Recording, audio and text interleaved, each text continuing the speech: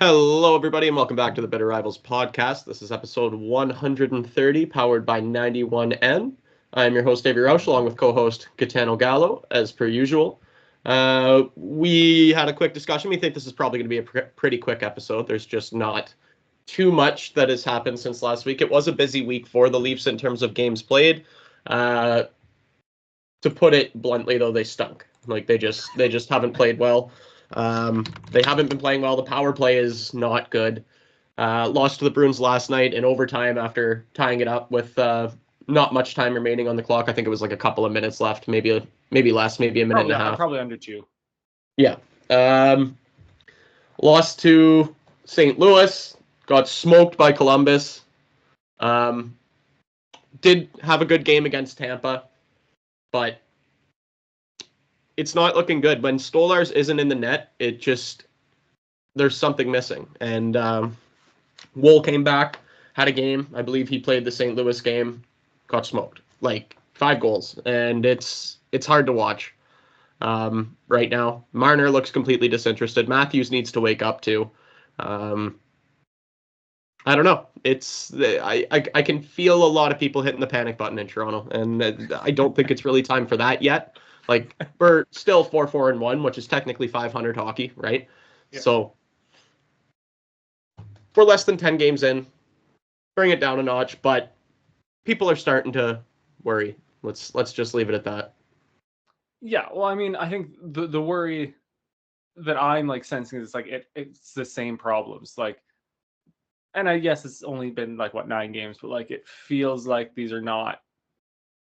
It's just there's no progression. It's the same problems every year, whether it's Berube or Keefe or fucking Dubas or Treliving. It feels like it's the exact same path every time, and I think that's the bigger worry for a Leafs fan, right? Yeah, they're just so inconsistent.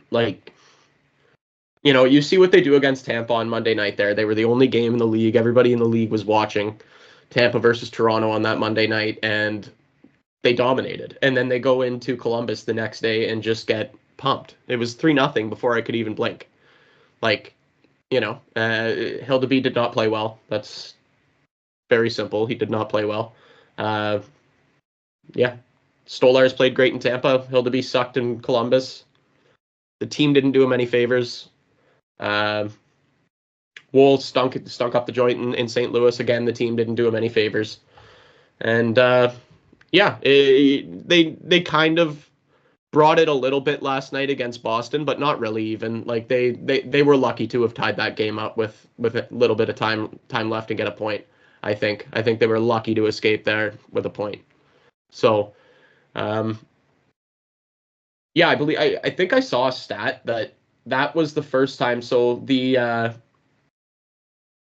Columbus and St. Louis games, that was the first time the Leafs have been beaten by 4 or more goals in consecutive games since 2015 or something crazy like that. So that was it was poor. Tuesdays and Thursdays games were just straight piss poor. So what are you gonna do? Yeah. Anyway, it is what it is. We both had pretty rough frozen frenzies on Tuesday. The Habs got absolutely pumped by the Rangers. Yep.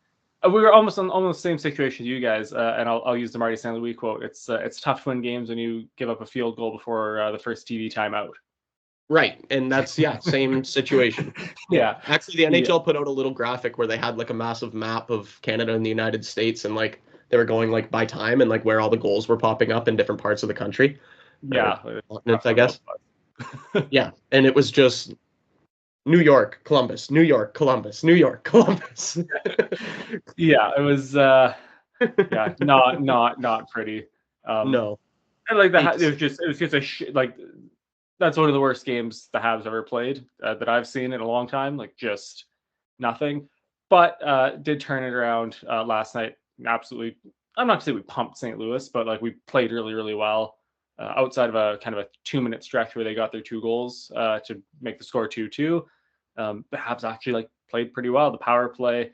I can't remember the last time the Habs had a legitimately better statistically power play than the Leafs, because the Habs haven't had a good power play since Andrei Markov was our fucking QB. but like the power play seems to be rolling. The penalty kill has been pretty decent under Marty St. Louis, and it's kind of rolling now. Yeah, just looked good. And the big moment for the Habs this week was Kirby Dach getting his first goal since coming back from his injury. Hadn't scored since March of 23, so that was kind of a weight off of his shoulders and kind of a good sign going forward. But yeah, a not good, not bad week in Montreal, I would say. Yeah, and talking about the power play, like the Leafs power play, I think is running at like 11%. They're ranked like 28th in the league, and like this is a power play that has how many millions of dollars on it, you know? Honestly, Like, I'm gonna try and pull it up for you here if we can. oh well, it's Matthews contract. I don't think it kicked in this year. Matthews still on his old deal. You guys are running at exactly 10% right now, which is fourth worst in the league. So what are we at right now? Four Um, for no, we're 3 for 30. 3 for 30, yeah. Oh my God, that is so pitiful. Yeah. With that expensive of a power play, like running 3 for 30 is just so bad. Oh my God. So yeah, the Habs are running just under 25%, 24-1, which is Yeah, again like the best power play I've seen in a fucking decade in that's Montreal. generally where the Leafs are, right? Yeah. And this power play has been an issue since like late last season. Like they just I don't know what it is. They don't seem to attack the net. They just make perimeter passes and something gets picked off and it takes them so much time to get back into their positions to make more perimeter passes to just get picked off again. Like Well, even then, it's there was one last night where Marner gets fed that cross seam slot pass, and then like fires it behind the net for like to the bumper behind the net instead of ripping it into an empty net. well Like that was I think the one you're talking about. He fucking tried to put it back to yeah, Nylander. whatever the fuck he does, he doesn't shoot on a basically empty net. Yeah, he has a wide open cage, like full net to shoot at. Albeit a little bit of an angle, but like you got to put that in. You're a professional hockey player. Well, not even that, but even if you put it on net and the goalie makes a save, like fucking, there's a rebound, there's something like you have to shoot the fucking Yeah. puck. Yeah, got to stop passing, making pointless passes that don't create any space or don't create any positive opportunities. It's hard to watch right now. Um, it's not like I expected Craig Berube to come in here and obviously it's usually the assistant coaches that work on special teams, but that's not what he's not here for technical work. You know what I mean? Like that Yeah, should be something the technical work's actually been like kind of already done for the Leafs, right? Like, you would hope, right? Like yeah, you would hope. like the power play hasn't, other than like kind of the end of last season, not been an issue. Penalty kill's always been fine, nothing fantastic, but not really bad. You just kind of expect him to come in and build on that instead of having to fucking rebuild that plus the extra work that he's got to do. Yeah. Well, it's a weird time right now, and also like one player who I've really liked so far this year has been Oliver Ekman-Larsson. I think he's been really good. I think needs some time to kind of like mesh with that power play. So I think he should be the number one power play guy. That was my hot take at the beginning of the season, but it's been tough for everybody, man. And I don't know. I'm beginning to think maybe the play is to like split them up and have two kind of balanced power play units as opposed to one loaded power play unit. So And who's on your second power play unit? Just so I believe so it's Riley on the back, Robertson, Nyes, um who else is on that power play? Domi. probably, yeah. And then who's the other guy that they usually run out there? Can't think of it right now. But here, let me look it up. Damn. Yeah. But yeah, no, I think, yeah.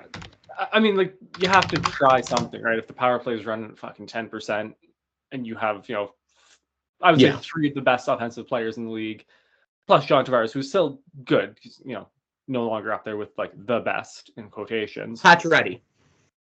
Yeah. So. Yeah. Yeah, I feel like, yeah, splitting it up's, like, you have to at least try it, right? Yeah, like, do you know, like, what I might even consider, honestly, is, like, switching out Marner for Domi, maybe. And, like, maybe Marner and Tavares for Nyes and Domi. Yeah. I think that would make sense. And then you have a second unit of Marner, Tavares, Pacioretty, Riley, Robertson. I don't think that's terrible. That's definitely a little more balanced than Yeah, before. I think that makes a lot of sense. It's just not working. Like, it's quite simply just not working. So they have to figure that out, man. It's hard to watch sometimes. I don't know what's going on with Liljegren right now either. Yeah, 'cause He's he's not even playing, right? he's not even playing, and we just signed him to a contract. Like, I don't know if they're looking at trading him. I don't know what their plan is here. Did he sign the deal pre-Berube or post-Berube? I want to say post. Interesting. Yeah, I know. I know. Same with Robertson. Robertson's playing, at least. He's getting a little bit of runway. Yeah. But Well, I know, didn't he he requested a trade. Yeah, he straight up wanted out. Yeah, because we heard from Robertson's camp that he wanted that trade, but we haven't heard anything. That was as far as I'm aware of from He signed a Liljegren deal or since his then. camp. Yeah. So I don't know. It's interesting. It's going to be interesting to see what happens. I saw a tweet earlier that said the funniest thing that could possibly happen is Timothy Liljegren to Utah for Alex Kerfoot. And I no, we don't need Alex Kerfoot back. That's for sure. That is for certain. What about trading him to the Islanders for Pierre Engvall? Yeah, I think isn't Engvall on waivers? Is he even playing in the NHL right now? No, I don't think so. I think he's in the A. He's definitely fucking. He definitely got put on waivers at some point. I don't think anyone's going to claim 7 years of that deal. So I'm going to assume he's in the A. That is an insane contract for Pierre Engvall. I love it for him so much. Yeah, and that one and the whole contract were baffling when they both got signed in that offseason. That was hilarious. But I mean, the whole one's he only signed for 2 years? Or was it maybe even 3? Yeah, I think they get I think it was a 3-year deal and a total of $10 million. Paying Justin Holl $10 million is wild. I don't care what the term is. I don't care what the AAV is. That's wild. But that's it's slightly easier to digest than giving Pierre Engvall 7 years. I don't care what the cap hit is. You gave him 7 years of term. That's insane. Yeah, just completely Lou Lamoriello off of his rocker, man. Yeah. Oh, fuck. Okay, so I don't have a whole lot left to talk about Leafs-wise. It was a busy week, but it was a very disappointing week. That basically sums it up. Like you said, for Montreal, it was not a good week, nor was it a terrible week. So, yeah, shall we get into our Stanley Cup eliminator? Yeah. Yeah. So, who would you like to nominate this week? There's still a lot of really shit teams on here that aren't going to win the Stanley Cup, so we're still. So we have 4 so far, right? So Anaheim, Columbus, Ottawa, and San Jose are all eliminated. Anaheim, Columbus, Ottawa, San Jose,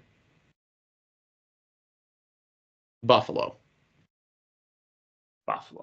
Yeah, they're on the up here, but not winning a Stanley Cup this year. Yeah, I would agree with that. I mean, they also had Rasmus Dahlin beat the piss out of what's his face in practice. Yeah, that was pretty funny.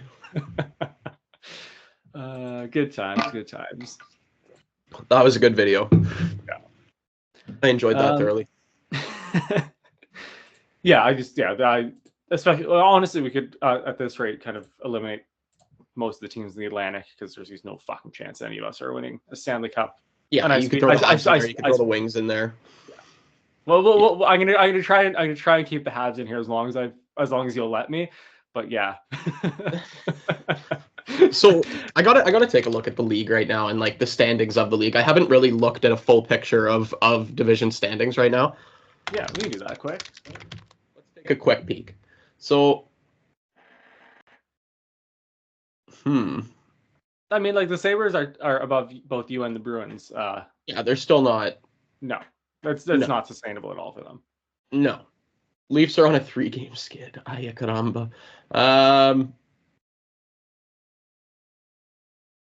The Flyers are struggling pretty bad, eh?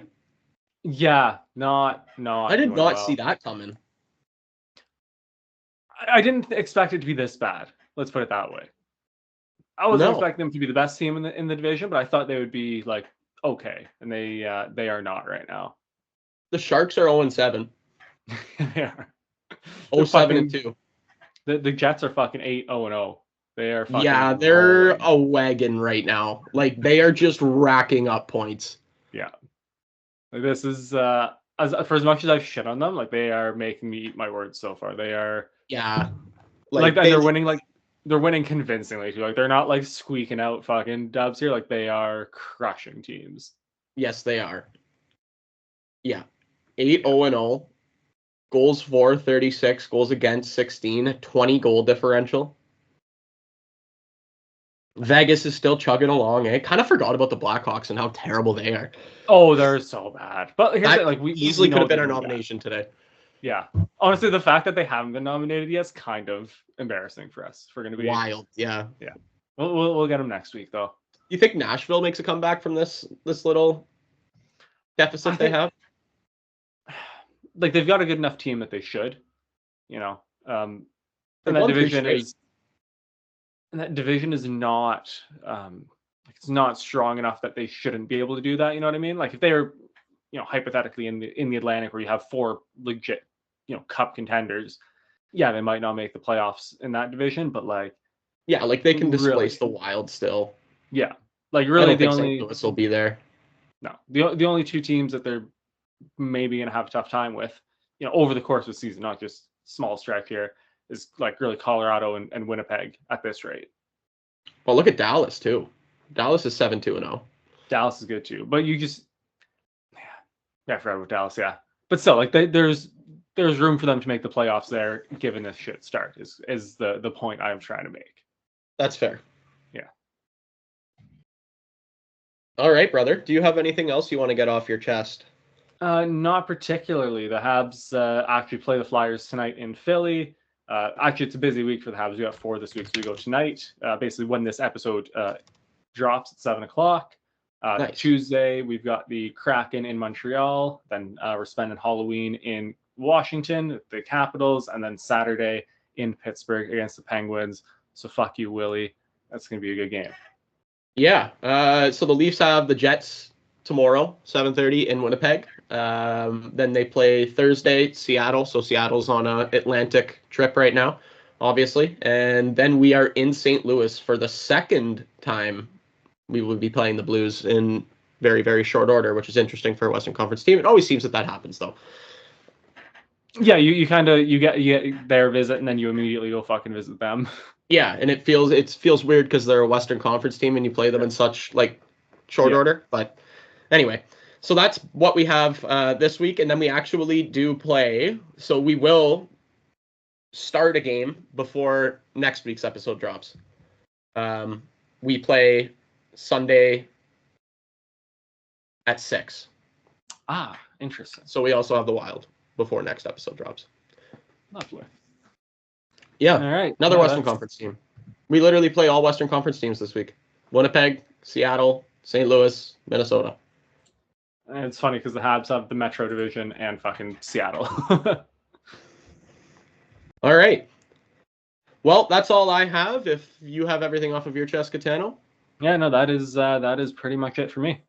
All right. Thank you, everybody, for listening to this episode of the Bitter Rivals podcast, episode 130, powered by 91N. Again, thank you for listening. We will chat with you next week.